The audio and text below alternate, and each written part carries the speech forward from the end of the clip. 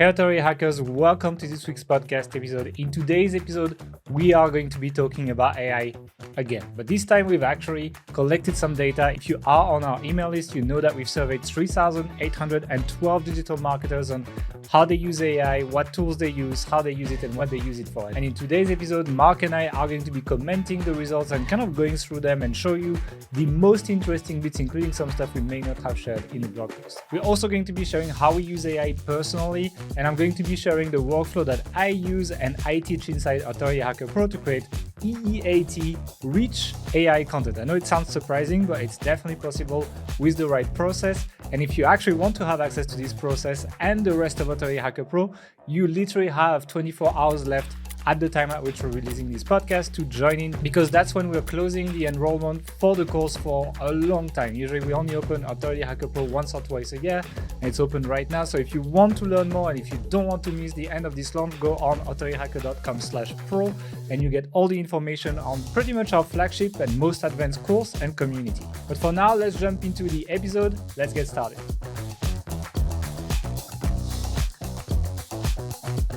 Hey everyone, welcome to the Authority Hacker Podcast. In today's episode, Mark and I were going to both talk about the AI survey result that we've done recently that probably a lot of you have answered. And thank you everyone who has filled the survey. That helped us uncover some really interesting things about how people are using AI that we're going to be revealing to you today in this episode. But we're also going to be talking about how we use AI personally these days. And I think one thing that has changed things quite a lot is the GPT-4 reveal. I think it's a lot better than even original ChatGPT and so on. And so we've been using it for a lot more tasks these days, and really things that go into production, right? There are articles on Authority Hacker that are written by AI. If you go and check our affiliate marketing scams example, for example, this article on Authority Hacker, it's written by AI. It's actually an article I'll show you how I write with AI inside the new Authority Hacker Pro blueprint, the AI blueprint, where I'll show you essentially our current editorial workflow using AI, using a mix of ChatGPT, but also just using the API directly. It's all GPT-4 optimized, so it's really, really recent. Like, GPT-4 is 1 month old or something. So it's all inside Authority Hacker Pro. You can check it out on authorityhacker.com/pro. We are closing in the next 24 hours, so make sure that you don't miss this out if you want to get access to our AI blueprint. But before we jump into the podcast, Mark, how are you doing? How am I doing? You're getting sloppy. That's the second time in a row we did No, it's like I'm just changing. How's it going? I'm changing the habits. Is that a new AI generated prompt for the whole intro for was how I'm doing? AI written? It's like it's just a wish version of myself. I'm doing good, thanks, and I'm also rocking the new Authority Hacker hoodie. Just how the old might one? show that one off. Yeah. How are they better than the old ones? They are, although I think I put on weight because this one's like feeling a bit tight at the moment. I got a large instead of an extra large. That looks really loose, actually. That might have been a bit ambitious. So I think you don't wear your clothes the same way as I do because it looks loose. Anyway, let's talk about the survey and let's talk about how we use AI. As I was mentioning in the intro, like we are both using AI quite extensively these days. But a lot of people are using AI these days, right? Like not just a lot. Most people are using it. 75.7% of the 3,812 people we surveyed. Now, this is not the general public we've surveyed. It's you guys. It's our audience. So we're talking site builders, in-house SEOs, freelancers, business owners, people who are probably more interested and at the forefront of this kind of technology. But amongst our peer group, 75.7% is a huge number that are already using this day to day. And it's not just the fact that they've tried it out once and think, oh yeah, that's kind of cool. But the people who are using it a lot, like regularly. I think it was like a third of people are using it every day. Another third or so are using it multiple times a week. So this is something which people are finding, very frequent use cases for. I think, as you said, the quality of output that we're seeing with GPT-4 is just making it usable. I mean, I remember the first time we looked at Jasper or Jarvis as it was back then. We were like, this is interesting, but it's kind of at the level of a shitty writer. If you bought some content off, bought some content off iWriter. If you're going for the quantity instead of quality, then it was maybe a good approach. but we're like, oh, it's some way off on the quality terms. But fast forward a couple of years, and here we are, putting not just press a button and publish. There's more to it than that, obviously, but we're using AI content on a site like Authority Hacker where we really care, about the quality on that site. Yeah, I'd say it's one of these things, right? It's like definitely GPT-4 is like a talented writer now. It writes better than most people that I've paid to write for us. But it doesn't always know stuff, and so like it's still a skill that people need to progress, is like knowing what to give to the AI, knowing what it can do and what it cannot do. And that's pretty much the process we're going for. Like basically my challenge when I made the AI blueprint was like, how do we do EEAT, like high EEAT AI content? And how do we make that content also rank well on Google? Basically, how do we not create shit content, but actual content people want to read, want to share, would want to talk about? It's like, that's why I mentioned the example of the SEO scams article, because this article has like a bunch of case studies, has a bunch of like even first-hand experience. Like, there's a whole process that we have to like feed our experience to the AI so that it then retranscribes that into the articles, things like that, etc. And that, in my opinion, is kind of the key. It's like, it's a great writer, but it's also a writer that has very loose knowledge on many things, and you kind of need to inject the EEAT kind of yourself in there. And there are many ways to do that. But yeah, GPT-4 is like incredible. I use it all the time. Like I used it just before this call for like a bunch of stuff already. So for editing content, actually. So it's kind of interesting because I think a couple of years ago, or even this time last year, if you asked most people why aren't you using AI to create content, and they're like, well, it's just not good enough, right? The quality was the main concern that people were having. But in the recent survey, which we did, just a couple weeks ago, the biggest factor was lack of knowledge on how to use it, or lack of time to test it. 70% of people said one of those two things. Accuracy was another thing. 14% of people had that concern, but quality really wasn't a concern for most people at this stage. Yeah, I don't know if that is concerning or a good thing. Like, does it tell us that AI got good enough, or does it tell us that people don't care about quality? It's like some of the stats that we see later tell me that maybe it's the later. But I mean, personally, I think AI at this point is like, it's reached this point where it can be used on production sites, basically. But yeah, it's like, I'm a bit surprised at how few people were concerned by the accuracy, because it still makes stuff up, basically. So we also looked at the most popular AI tools, and unsurprisingly, by far the most popular was ChatGPT. 89.3% of those who we surveyed were using it. The next closest was Midjourney, which was 23.2, followed by Jasper at 21.2. Surprising that Jasper is kind of still so high, right? Because when ChatGPT came along, I was like, well, doesn't this do everything that Jasper does for, No, because of the interface, right? It's like in Jasper, you can highlight some text and be like, oh, just rewrite this section, etc. Like, it's like the text editor interface is quite different. And if you're creating long form content, I can see the value. However, it's by far like the most expensive option compared to, for example, Notion AI, right? Like the AI option in Notion costs $9 per month, which is 10% of what Jasper charges for their boss plan. And it does everything Jasper does. The one thing is, I think it's ChatGPT 3.5 powered, and Jasper might have GPT-4 now. And it's like, it's kind of one of these things where it does matter if you're creating long form content. Like, you kind of want to do it with GPT-4. I was also surprised to see our Koala writer in there, which was like a tool that was promoted heavily by affiliates recently. It already has 10% of people about it. So they had a very good launch. That's what I can tell. Because it was like literally like, I think there was 2 launches for it ever. Quillbot was an interesting one as well. So Quillbot is not really an AI writing tool. It's kind of like an AI spinning tool. It spins like the best spinner would do a long time ago, but with AI. And people use this to escape AI content detectors, actually. So if you put AI content in there, like you spin a few times, etc., quite often the AI score decreases a lot. And it's quite interesting to see that 15.2% of people use this, and it's the tool just after Jasper. So it's pretty popular. Also, there's a free tier. So I think that would explain why a lot of people use it. But yeah, that was an interesting one. But ChatGPT is taking the crown. It's free. It's easy to use. I think the chat interface has changed AI so much, and it's good. I mean, it's good, but I would not use it to create content with GPT 3.5. I would pay for it. $20 per month is not a lot. Yeah, and that's the good thing about ChatGPT, right? Is it's free or almost free. I mean, it doesn't cost very much for the Plus plan, compared to what you previously had to pay to access these tools. Hundreds of dollars a month in most cases. So it really has opened it up to, I think, a lot more people, and that's probably why we're seeing 75+% of people now using these tools regularly. Yeah. It's even in Canva now, it's like Canva has an AI writer and an AI image generator. So like if you pay I can't remember how much Canva is per month, maybe 9 or 15, I can't remember.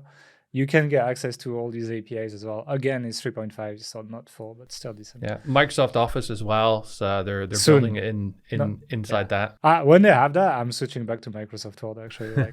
It's like I never thought I would say that, but the fact that it's going to be able to connect to multiple documents, so you can make content outlines, you can make your editorial guidelines, etc. And your prompts you can link to all of these. It's going to be super powerful actually. It's really impressive. I mean, not just for content creation, but for any kind of office-y task.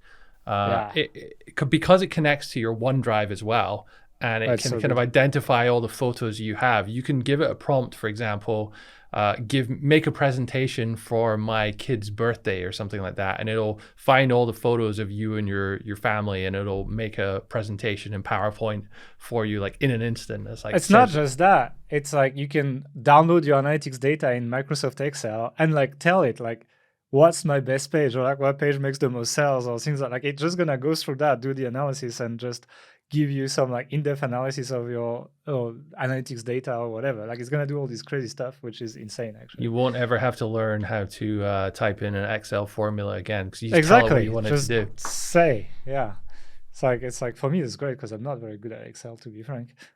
So it's these kind of things. Office is gonna be incredible when they release it. It's not yet there. But when it is, it's going to change the way we work massively, actually. Anyway, let's go back to the stats. Stop being Microsoft fanboys, especially when we both have a Mac now. So the next stat we're looking at is importance of understanding AI technology for marketers. Unsurprisingly, 41.9%, almost half of people thought it was extremely important. 38% thought it was very important. 14% moderately. So you can see that at least among our audience, people think, look, this is the real deal. It's literally 80-20. 80% of people think it's very extremely important, and 20% think it's not at all to moderately important. 1.8% said not at all as well, which I was a bit surprised. But yeah, basically you have to get into it. And it's I know some people are oh, you guys are still talking about AI? Yeah, we do, because it's kind of the future of what we do, really. It's important to talk about it. And also, 90% of people were confident in their ability to keep up with AI technology, at least in the short term. Who knows what will happen in the long term? But it seems like, at least among our audience, people are, generally quite bullish around this. I think there was another stat later on where they said that about half of people thought it would have a positive impact on their search traffic in the next 5 years. 30% or so thought it'd be neutral, and only 20% thought it would have a negative impact. Now, there's two kind of angles to that. Are they just producing a lot more content and therefore taking advantage of things, or is search fundamentally different? Are people not using Google and using an AI to search and behave differently? So I'm not quite sure kind of what the interpretation of that would be. The thing that struck me the most is people's confidence in being able to keep up with AI that was so high. And this made me think of a stat that I saw on Psychology Today. Don't ask about my readings. That says that 65% of Americans think they're above average. And it's that's one of these things where we're all confident, but when you go quite nerdy on this AI stuff, it does get technical. While natural language seems reachable by most people, when you actually go quite deep into the technicalities of it, etc., it does get, I think, more technical than a lot of people think. It's one of those things. It's easy to kind of learn, but it's difficult to master. There's a really steep learning curve to that eventually. I remember the stat as well about driving or something. I don't know if it's the same thing you're talking about, but most people thought they are above average drivers. Yeah. And I think we might be facing this kind of bias with AI. I'm not saying that not everyone's going to be able to follow with AI. I think a lot of people will, and it's probably like one of the most user-friendly technologies out there, no question. But the thing is, like, I see AI being like one of these winner takes all, where it's like the most advanced people will get outsized benefits compared to the average users, and you'll need to be quite sharp to really be ahead of people, not just keep up, you know. And so, like, or maybe I'm wrong. Let's see how it goes. But it's one of these things where it's like, it's like it makes me think of like how our grandparents see the internet. I'm like, I don't want to become them, you know. You know what I mean? It's like every generation. You can totally see how that's like that will have happened to them, and it's how easy it could be to get left behind if you're not on top of these things. Yeah, and it's this moment. It's now. You know, like now a percentage of that millennial generation is not going to pay attention to this and is going to be left behind. And they will struggle finding jobs. They will not understand the technology in the future, and they'll be somehow disconnected from the world because this stuff's going to run many, many things. And so it's one of these things that I actually agree with most people saying it's extremely important, that if you don't want to be that left behind person, you do want to even push a little bit further than writing like two-liner prompts or something like this. Like start getting a little bit more nerdy on this stuff, because I think it's quite important. Anyway, I think for this section, we said that we'd say what we use AI for, so that people can get ideas of like what they could be using it for. Do you want to start? Yeah, so we've been using it a lot for link building lately, in every aspect of kind of sending a sniper outreach message. So from subject line, finding a good subject line, creating the entire outreach email, which isn't too difficult. I mean, the way I've been doing it is by doing actual research manually, like finding out some stuff about the person I want to send an email to, and then have like a little blurb about me, and then feeding that to the AI and say, I want to connect with this person, write a short email, don't make it sound like a typical guest post outreach, and various other prompts like that to kind of like steer it away from, because if you just say write an email outreach asking for a link, because so many people send very generic stuff, AI has actually, I guess, learned from that and tends to write in that way. So you want to write shorter and tell it to stand out. And the good thing about ChatGPT is, you can give it feedback and it can improve based on what you give it. So we've had massive success in doing that. Even little things like little marketing tasks, like when we publish our podcast now, we have a meeting to sort of like plan out when we're going to publish it and who's going to do what and what the title is going to be in the thumbnail. So we tend to use it to generate ideas for these things. We don't always use it, but I'd say 60-70% of the time, the idea for the thumbnail or the title is based on what it comes up with. So kind of getting initial ideas on the table is pretty good for that. For thumbnails as well. Yeah. We've been using it for the podcast show notes as well. So you found a really good tool lately. Is it Mac Whisper it's called? Yeah, it's for Mac. Sorry those users. So it's like a desktop-based AI transcription program. It's really good. It uses OpenAI's Whisper model. It's the transcription model basically. And if anyone has a bit of an accent or speaks funly like Gail, you'll know that getting transcription, even paid services that supposedly use humans, it's very challenging to get high accuracy on that. But this does a much better job than most tools and most services even that we've used before. So we use that to create captions for our lessons in our videos and for podcasts as well. We use it to create social media posts, like the text when we're posting something. Small little kind of admin tasks as well. I had someone ask me recently to write them a letter of recommendation. They'd done some work with us for a number of years. I was happy to do that.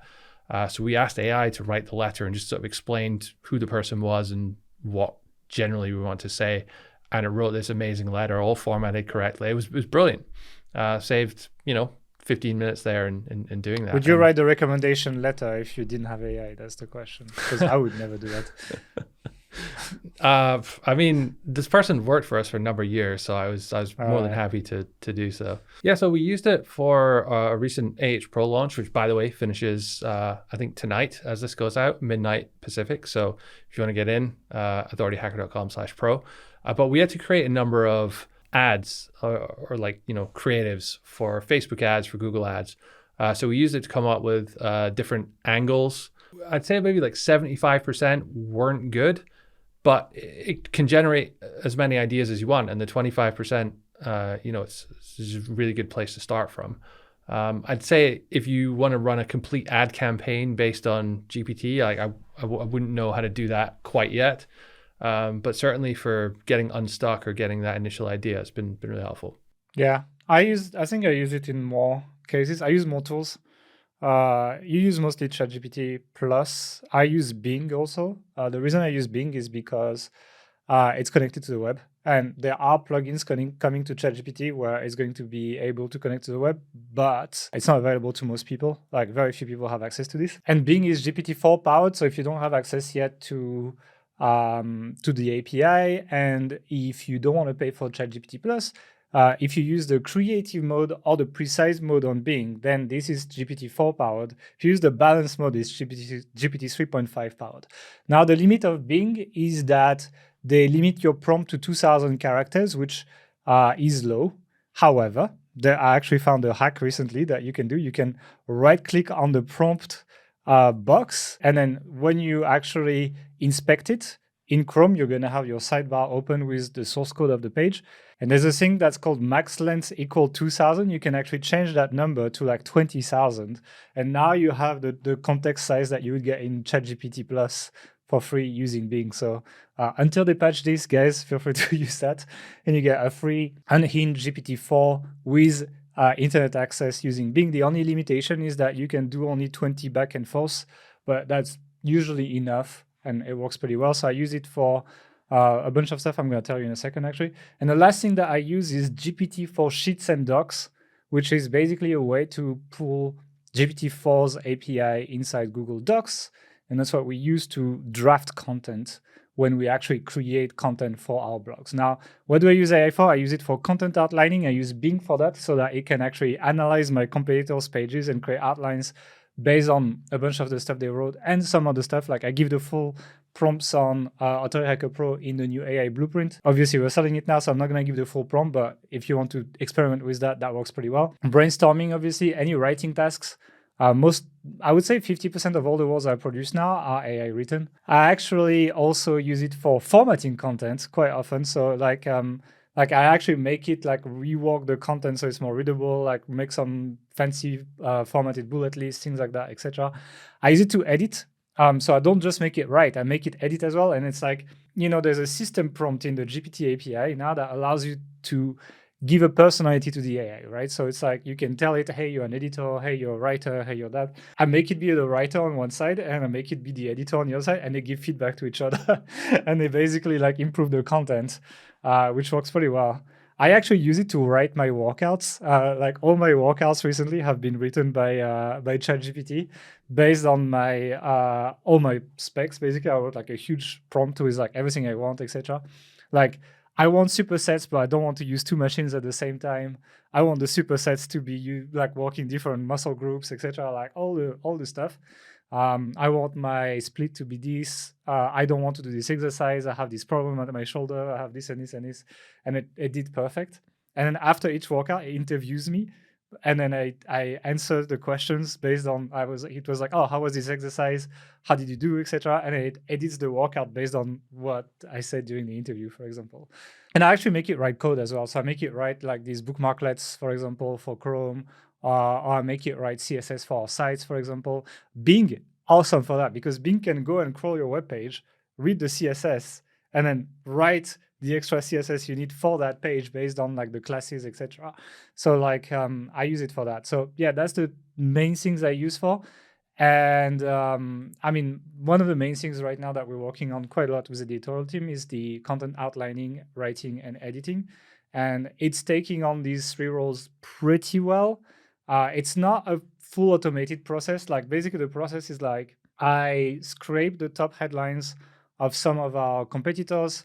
I make AI make a super outline based on like everything that's on the competitors' pages, like moves, duplicates, keep the same topics together, etc.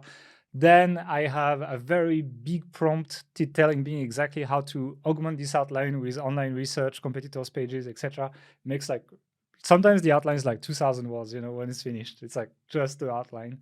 And based on the outline, I make GPT-4 write, and then I make it edit itself with this kind of like writer-editor feedback system that I've built. And then we edit manually at the end what comes out on the other side. But we also like input at every step of the process. So we input, I edit the outline, for example. Quite often I go through this, we're like, okay, we don't like this section, we take it off, we move it at the bottom. I'm gonna add this special story that I have about this, I'm gonna do this, etc.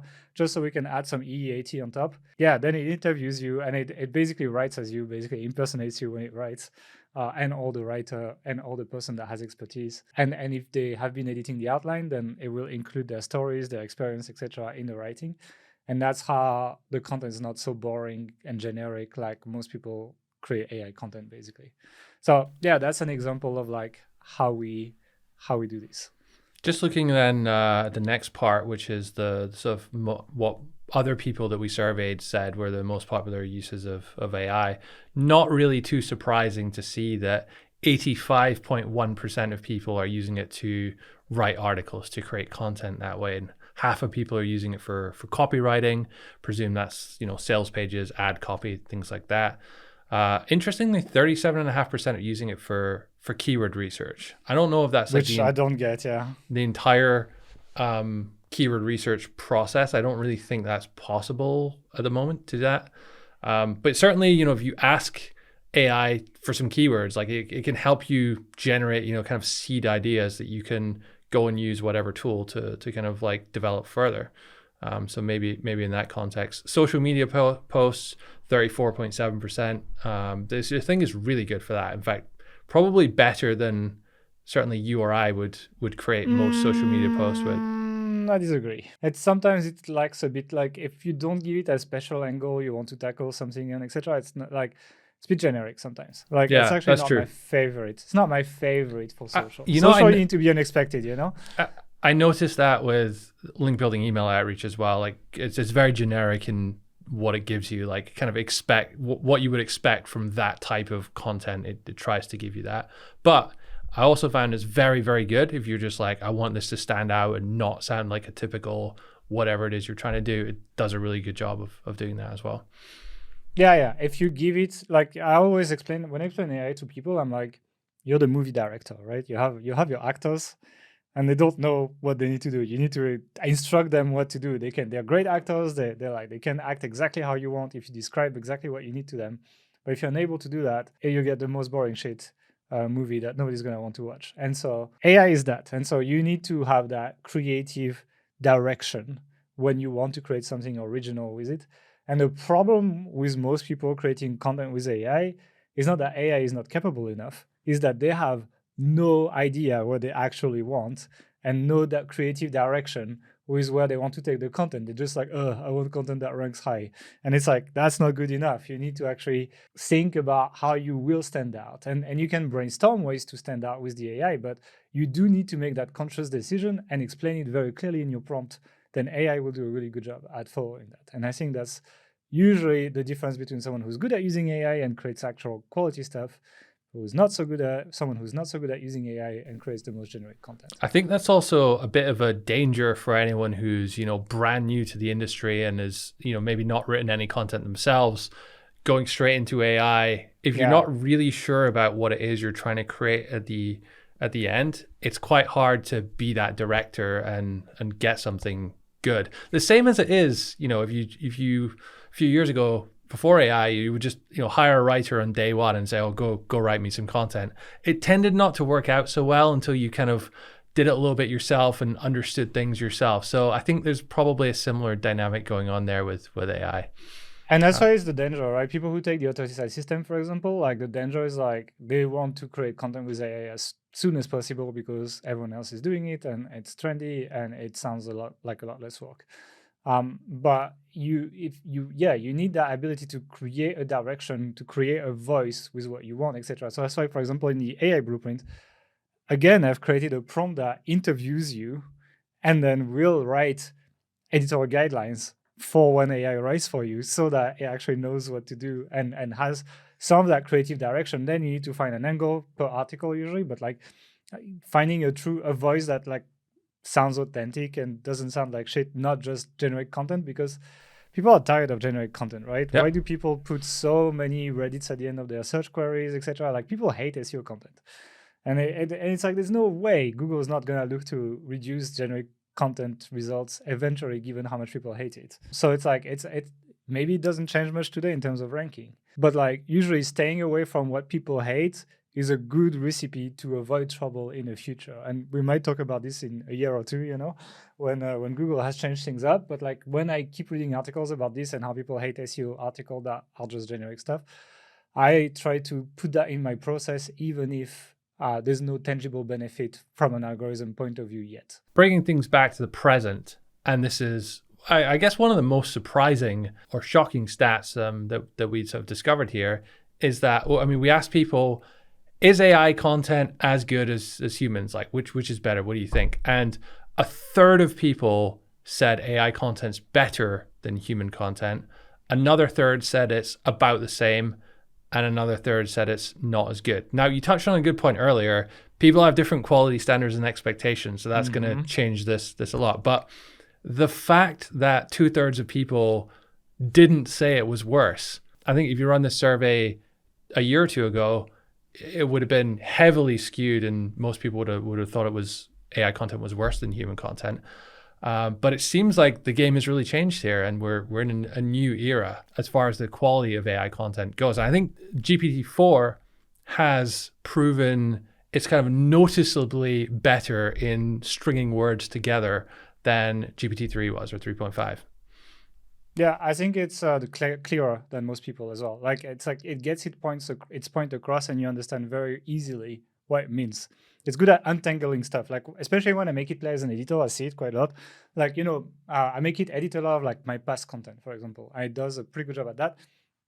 And it does a good job at like taking an idea that maybe was scattered in different sections of a paragraph and putting it all together into one single point that drives the point. It might not be as stylish by default, but you get your point across to people in one of the clearest ways I've ever seen in terms of how, right? So it's like, yeah, I think that's what people like about it. And what's quite interesting about this stat as well is like you said like, oh, a third said it's worse, but actually there was two choices. There was much worse and a bit worse. And much worse only had 4.7%, and a bit worse had 29.6%. So even the people who think it's worse don't think it's that much worse. They think it's just a bit worse. Like it's not a big difference basically. So yeah, I think that's and I would agree with them, provided you give the right directions to AI, and that's really the key here. Yeah. Otherwise you just have a generic site. There's been many times when I've been sort of stuck creating a link building outreach email, and just getting the words. You've done the research, getting the words down of what to actually say. If you're not in that kind of like flow state, it can be a bit difficult. But GPT-4 is just so good at coming up with. It doesn't get it all the time, but 80% of the time, it'll give you something first draft, and like you get goosebumps. It's like, wow, this is like better than I could have done. And I genuinely can't say that I had that impression with GPT-3 that, this has outdone what I can do. So I think it's one of these bias, when you have an older computer and you upgrade to a new one, it has like a high resolution screen. And it's like, you're like, oh my God, so sharp, so nice. And a week later, it's like, it just looks normal, the new screen to you. And you go back to the old computer, it looks shit. And you're like, how did I work on this? Yeah, it's terrible. Well, I think that's the effect that's happening with GPT-4 right now. It's like we all found GPT 3.5 or ChatGPT when it released excellent. And now we're getting something even better. And then we look back at GPT 3.5 and we're like, not so good, But at the time, it was really already rocking our world. It was already really good, which lets us imagine what the future has in the back for us. I know, it's really hard to imagine actually what this is going to be like in 1 or 2 years, let alone 5 or 10. Right now, we also ask people for the top challenges they face when working with AI tools, and 63% reported biases or inaccuracies in AI generated content. And we know it partly because it sounds so good when it puts words down. It's very convincing it tricks of you. what it says. So you think it almost like feels like it's sure of itself when actually it's might not be, right? Yeah, it's quite, and it's deceiving because when you don't know the topic, like you will believe it. And that's the thing. It's like, that's why it's like people imagine that you don't need to know anything when you use AI. But in the current state of things, the people who benefit the most are the people who already know the topic, who like it saves them time to create lots of content because they can just edit on the fly. They can tell this is true, this is not true, etc. If you have to go and fact check what it says, the time to create content is a lot slower than if you just know it on the top of your mind, you know? And so that's why like specialists are now the people who stand to benefit the most from it in its current state, because they'll be able to output lots of good content that they can fact check and quickly fix as it comes out, much faster than someone who actually doesn't know the industry, which is kind of a change of things, because before, like, the economists kind of favored hiring lower quality writers that don't necessarily know what they're talking about, but they're so much cheaper. And Google doesn't, like, they care about EEAT, but really you can rank without EEAT quite often. And now I feel like if you're going to have AI supported content creation, then probably paying people more that will be able to essentially edit on the fly, the economics will work out a lot better than they did when you had the idea of paying writers 3-4 times more because of their expertise, you know? I mean, speaking of fact checking, we also asked people, do you fact check the content which AI gives you? And I guess reassuringly, 88.1% of people said they did. But also almost 12% or 11.9% of people said, no, they don't bother fact checking at all. So they're just blind publishing whatever it gives out. Now, that's a lot of people. Yeah. This was 3,812 people as well. So, you know, that kind of makes you wonder when you're browsing the internet, you know, is what you're reading, it may sound good, but how much editorial control has been put on it? Can we be honest for a second? Like, even for human created content, quite often you could ask the question. So that's like, very true. Yeah, it's a problem. I agree. Is it more of a problem than it was before? Maybe not. Yeah, you're right. Exactly. But so I think where the impact of the problem is perhaps more severe is because you can output so much content so fast. If you don't have any checks or controls, you can just keep pressing that button and, you know, be outputting hundreds, thousands of articles a day, even, no problem. Yeah, I'm wondering how they're gonna tackle that, because obviously, like, they're gonna use AI to rank content as well. They already do, right? It's like a lot of Google algorithm layer systems, like they call them now. They are AI based, and they've been AI based for a long time. It's just that it was kind of like under the hood, etc. But the problem is, like, AI itself is not very good at fact checking or knowing facts. So it's like they need to build like kind of like almost a fact checking AI layer that's like really good at this. Maybe it's not so good at writing, but it's very good at saying something is true or not. But like, from what has been ranking on Google for a lot of queries, you can tell that it's probably a problem as well, because you can rank with wrong information these days. Like, think about product reviews when the pricing changes, etc. Like, it's not a problem. Like, even if your info is completely wrong, outdated, etc. on your review, if your site has the links, you'll rank. It's something that is a challenge for Google, because they're basically like facing a tidal wave of content coming there to their index that is going to be wrong, and they're going to have to sort out the stuff that's wrong from the stuff that's right without necessarily penalizing AI content, because they're adding AI content to Google Docs themselves. So it's like, that would be a little weird to encourage people to use these tools in their Google suite and then penalizing it on their search engine. Yeah.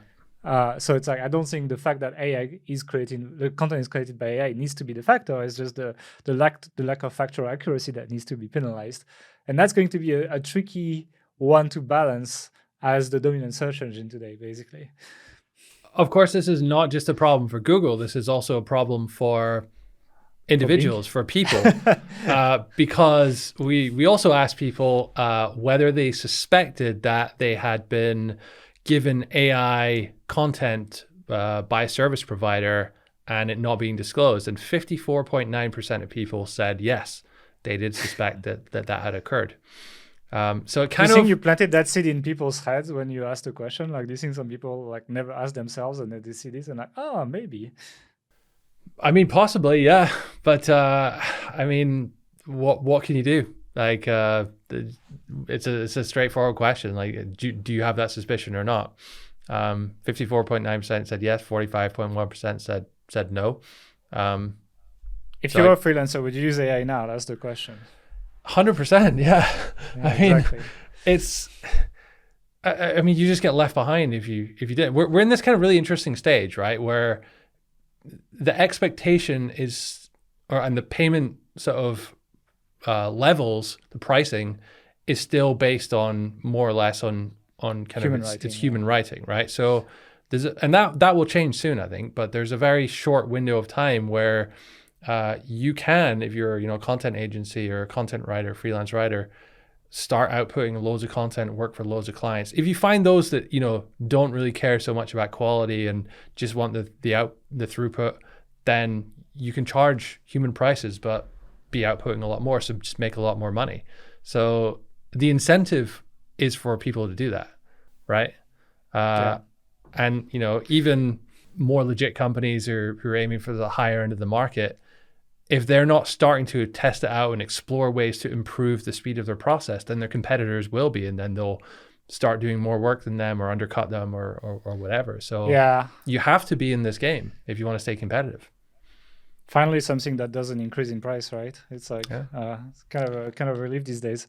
But yeah, it's like you're gonna have to do this. And the truth is, if you're a site owner, you're gonna be publishing AI content whether you know it or not. It's like it's happening, and a lot of people use these AI detection tools, but they're not exactly the most accurate, so right? 37.4% of you are using AI detection tools. 62.6 are not. Now, I read a really interesting Reddit post just today as I'm filming this, and it was on the ChatGPT subreddit.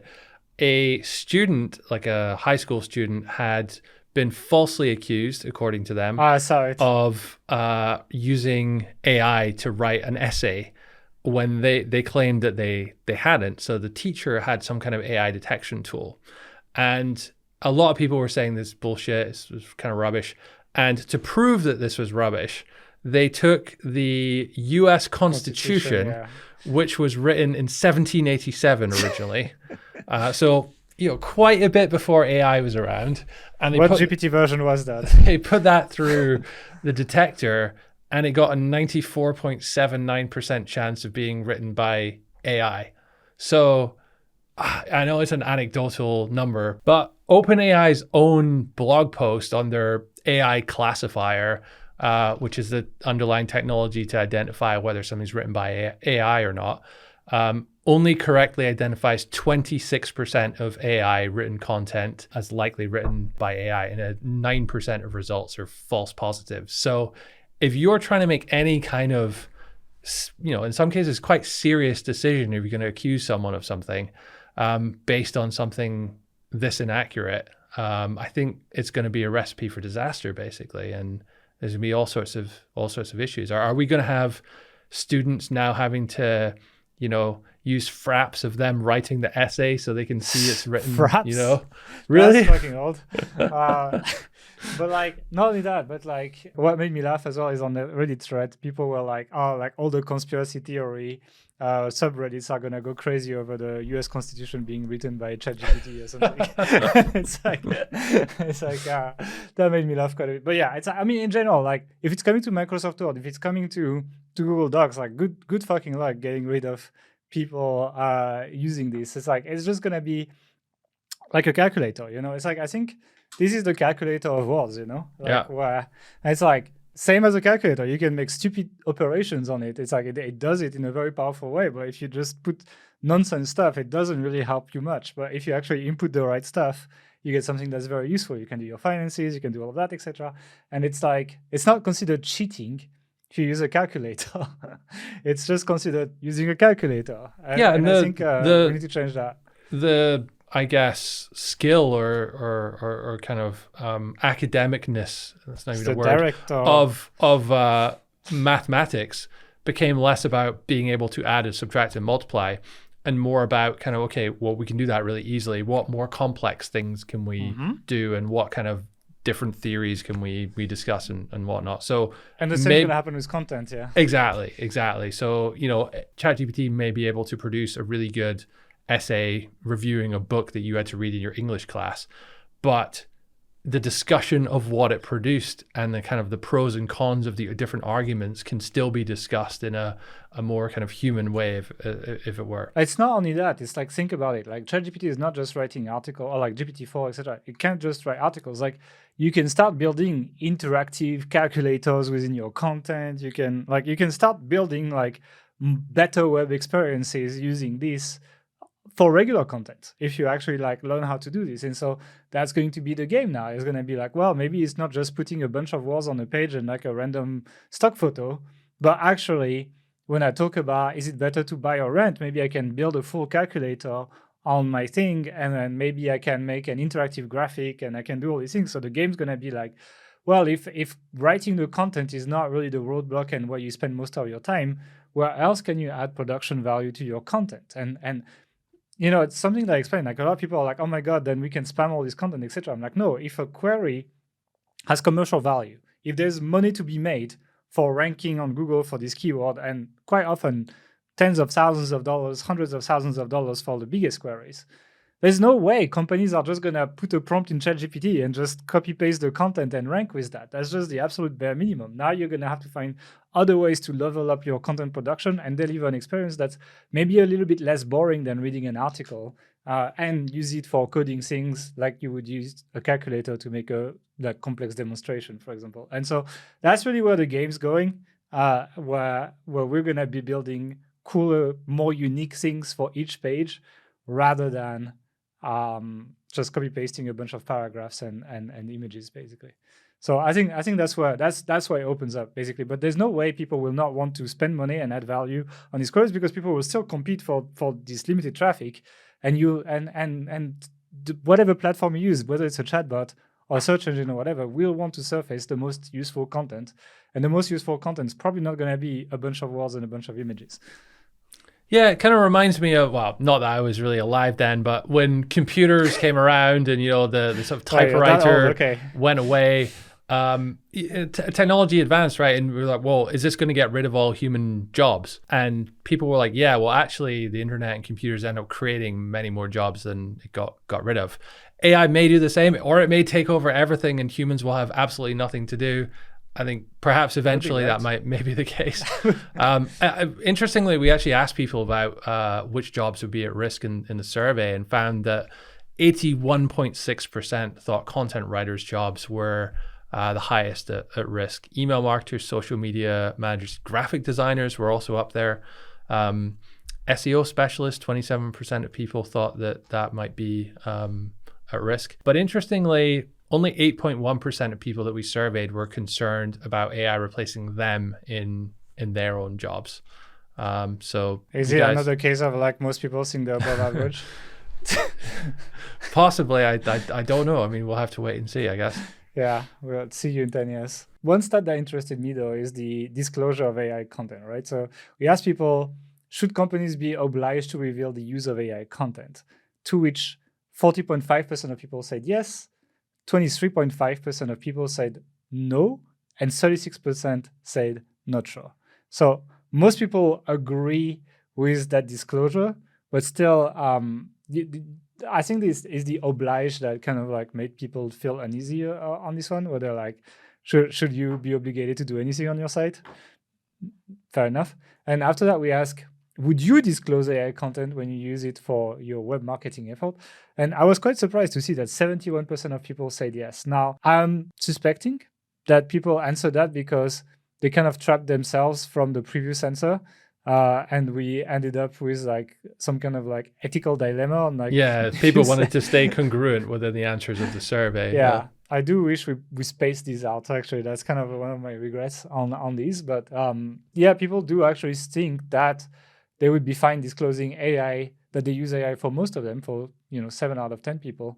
But most people would probably not want to be obliged to do it. I have yet to see sites disclosing their use of AI apart from CNET and Bankrate and all the Red Venture sites, which we kind of like discovered, in the case of CNET, that I discovered, but for blank rate, other people discovered it. And they got a massive backslash. And that's the thing. It's like the whole industry got against them when they said that. So for me, I was like, no, I'm not sure I want to disclose that, given how like frowned upon. It feels like there's still a stigma around publishing AI content on your site. No? Well, it's interesting you sort of bring out the survey ordering here, because the second question, would you disclose AI content use in your web or marketing efforts? We only asked that to the people that said yes to the first question. So that's why. 40% of people, 40% of the total people thought that there should be some law that we are obliged to reveal AI content use. But of those people that thought that, 28.8% said they wouldn't do it themselves. So that's kind of where the dilemma, I guess, is. Yeah, okay. So I think if we asked everyone, it would have been a bit more diverse and there would be more no's. Yeah. But like, yeah, it's like personally, I still feel there's like too much stigma around it. Especially the way we create AI content now. It's like, it's not press really a button hands and off, get the article. It's the essence of what you're getting is us, right? You know, there's a lot of time and energy and oversight goes into steering it to create what we want it to create. It's not just set it and forget it. And I think that's the big difference between, I think, what CNET was doing back in January and what we're kind of doing now. And that's why I don't really think we should say, oh yeah, this article was written with the help of AI, because it has kind of different connotations. I think when people see that, they think it's auto-generated for the most part. There's gonna be so many workflows as well that it's like just having like one label on all of these feels like a little restrictive, you know? It's really difficult. Like, where do you start and where do you stop? If it's like, well, I used AI to get checker. It's like, does it count? There you go. Grammarly, is it AI? I actually, when you Grammarly your blog post, like it actually increases your AI score quite often, because they use AI underneath, right? It's like for like not for like spell checking, but for the grammar suggestions or the style suggestions, etc. It's essentially AI running in the background. So yeah, where does it start? Where does it stop? Nobody knows, you know. Okay, any final words of wisdom on this podcast, Mark? No, just that this is a rapidly evolving industry. We're kind of still experimenting with a lot of things.